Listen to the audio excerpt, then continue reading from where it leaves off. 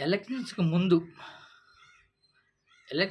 దారుణం అంటే దారుణమైన ప్రచారం చేశారు. జగన్మోహన్ రెడ్డి గారి మీద విషం కమ్మారనే చెప్పుకోవచ్చు. విషము మామూలుగా గాదు. విపరీతంగా తప్పుడు ప్రచారం చేయడం, రాష్ట్రం ఇంకా లేదు, అప్పుల్లో కూరుకుపోయిందనేది ఒక ప్రచారం.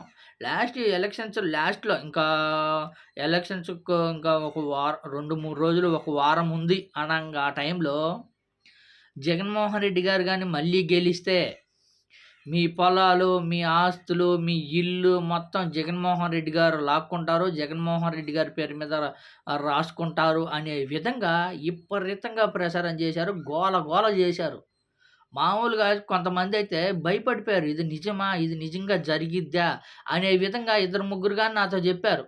ఏంది జగన్మోహన్ రెడ్డి గారొస్తే బాగా 20 ఎకరాలు, 30 ఎకరాల పొలం ఉన్నోళ్ళదంతా లాక్కుంటారు. బాగా ఆస్తి ఉన్నోళ్ళు, మంచిగా ఇల్లులు 4, 5 ఇల్లులున్నోళ్ళయి అన్నీ లాక్కుంటారంట గదా! అని. ఓరియమ్మ ఏడ దొరికార్రా స్వామి ఇంత పిచ్చోళ్ళున్నారు. మన ఆస్తి ఆయనెందుకు తీసుకుంటారు అనని చెప్తే, లేదు లేదు ఇలా జరుగుతుంది, ఇలా అంటున్నారు కదా! అనని. అయన్నీ ఉత్త మాటలేరా బాబు! అలా ప్రచారం చేస్తున్నారు. విపరీతంగా ప్రచారం చేశారు. దానికి జనాలు గాని దాన్నే నిజం అనుకుంటున్నారు. ఒక అబద్ధాన్ని 10 సార్లు అదే చెప్తే అదే నిజం అనుకుంటే అయిపోయే విధంగా తయారు చేస్తున్నారు తప్ప మరొకటి లేనే లేదు. మన ఆస్తి ఎవరో లాక్కుంటే ఎవరైనా ఊరుకుంటారా? అనని అన్నా. అయితే నిజంగా వాస్తవానికి ఆ స్థాయిలో గోలగోల చేశారు. మామూలుగా గాదు. ఇప్పుడు ఏదైతే కూటమి ప్రభుత్వం గెలిచిన 9 నెలల్లోనే చూడండి, ఒక వ్యక్తి ఆస్ట్రేలియాలో ఉండే ఎన్ఆర్ఐ బాధ, ఆయన బాధ ఒకసారి వినండి.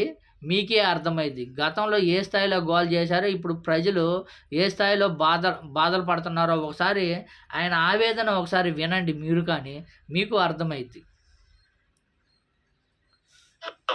కూటమి ప్రభుత్వం ఏర్పడిన తర్వాత ఎన్ఆర్ఐ భూములకు, సీనియర్ సిటిజన్ల యొక్క ప్రాణాలకు, ఆస్తులకు రక్షణ లేదు. నా పేరు గోరా రాజేంద్ర ప్రసాద్. నేను సిడ్నీ, ఆస్ట్రేలియాకి చెందిన ఒక ఎన్ఆర్ఐ. మాది సొంత ఊరు తిరుపతి. మాకు తిరుచానూరు దగ్గర కొంచెం భూమి ఉన్నది, 120 అంకణాల భూమి. ఆ భూమిని ప్రైవేట్ వ్యక్తులు, గూండాలు, రాజా అనే వ్యక్తిని ముందు పెట్టి తిరుచానూరు సిఐ గారు అందరూ కలిసి ఒక గ్యాంగ్ గా ఏర్పడి దాన్ని కబ్జా చేయాలని ప్రయత్నిస్తున్నారు. మా సొంత స్థలంలో మేము నిర్మాణాలు చేస్తుంటే రాత్రికి రాత్రి ప్రైవేట్ గుండాలను పంపించి కూల్చేయించి దగ్గరుండి అన్ని నడిపిస్తున్నారు సిఐ సునీల్ కుమార్ గారు.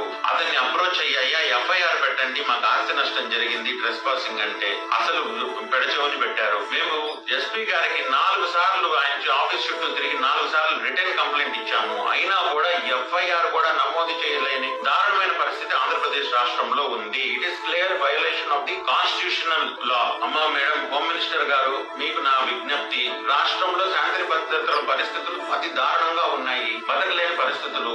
ఎన్ఆర్ఐలందరూ ఉన్న ఆస్తులు అమ్ముకొని, కొంపగోడు అమ్ముకొని బయట దేశాలలో ఇన్వెస్ట్ చేసుకోవడం బెటర్ ఏమో అనిపిస్తుంది. మా తల్లిదండ్రులు ఇక్కడ ఒంటరిగా ఉంటారు. ఇలాంటి తిరుచానూరు సిఐ లాంటి వాళ్ళే డైరెక్ట్ గా దిగి దౌర్జన్యాలకు పాల్పడుతుంటే మాకు దిక్కేవారు ఎస్పీ స్పందించడు.